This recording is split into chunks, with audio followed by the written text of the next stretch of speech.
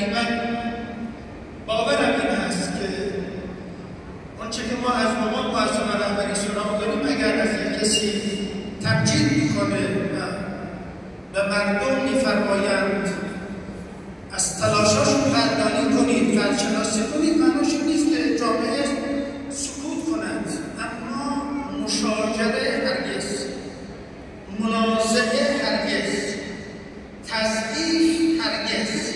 اون چی که به نظر من مهمه نقد منصفانه است.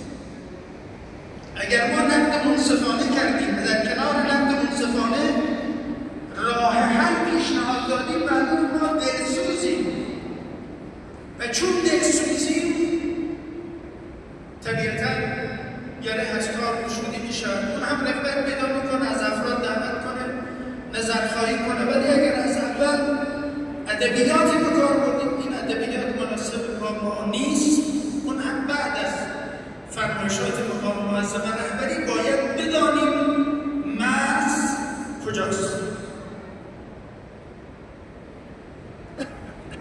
نگرانی هایی که وجود داریم همین ناترازی هاست که الان تلاش هایی داره انجام میشه. البته دشمن هر روز یک ساز جدیدی آغاز میکنه. یه روز بحث مکانیزم ماشه رو مطرح میکنن که این روزا بحث داغ دستگاه دیپلماسی کشور ماست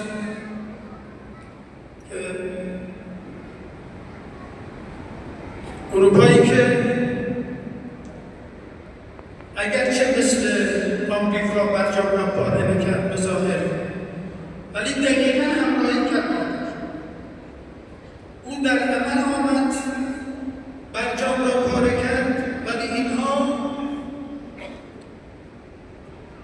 بدون اینکه با این رفتار خودشون رو به ما معرفی کنن هیچ قدمی در جهت تحقق اون چرا که خودشون تصدیق کردن برداشتن.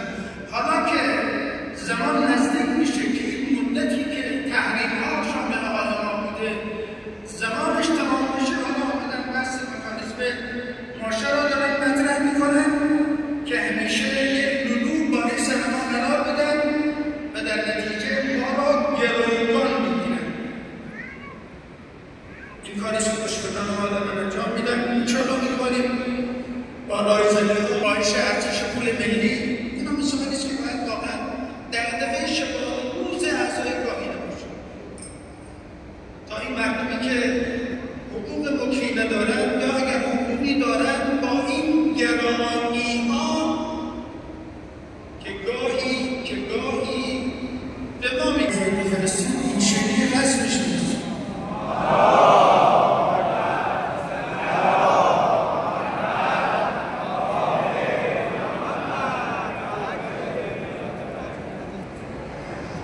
و بالاخره ما هم وظیفمون حمایت از دولته و هم نقد منصفانه و بدون نیش زدن، بدون اینکه اون طرف حرف میزنه احساس میکنه از سر دلسوزی میخواد یه قدم کمک کند. این انگیزه خیلی انگیزه مهمی است. نکته دیگری که در بخش پایانی عرضم بهش اشاره میکنم شرایط غمبار غزه است و ما ادراک ما غزه. خیلی شما همینطورید وقت صبحانتون، وقت نهارتون، وقت شامتون اگر تلویزیون شما روشن باشد و صحنه‌های اونجا رو ببینید واقعا علاوه بر انزجاری که نسبت به دشمن پیدا می‌کنید که با اینکه مقام معظم رهبری فرمود امروز منفورترین رژیم در این جهان رژیم صهیونیستی است.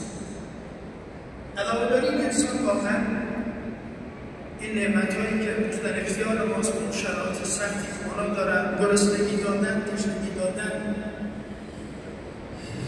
به شهادت رسوندن، آواره کردن، به دنبال اسرائیل بزرگ حرکت کردن و متاسفانه کشورهایی که تا هنوز هم هست، تا هنوز هم هنوزه کمک دارن. به جای اینکه به دوست کمک کنن به دشمنی. من نمیدونم چه زمانی است. تو همین جنگ 12 روزه ما خیلیاشون اون بره داستان بودن، این بره داستان، ولی بعد که دیدن ما پیروز شدیم در این جریان، اون موقع تماساشون شروع شد، دیدن نه اونی که تصور میکردند رژیم صهیونیستی هستن، اونها دفع و رفت شد.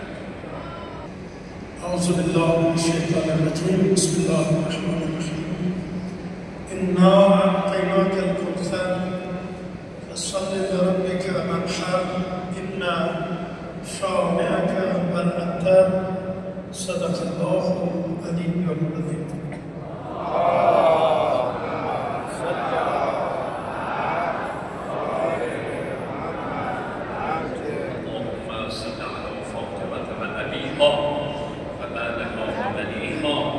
والسر المستودع فيها بعدد ما أحاط به علمه نموذج الناس به رسالة مقدس حضرت مهدی پسند امام زمانی سرباز